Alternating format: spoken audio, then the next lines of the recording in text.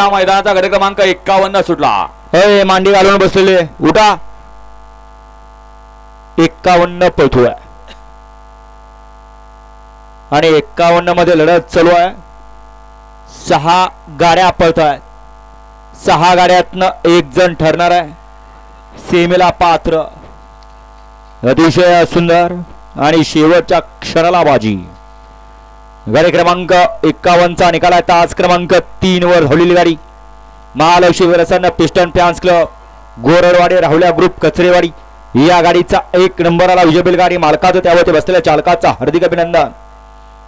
घ्या 52 लावून घ्या।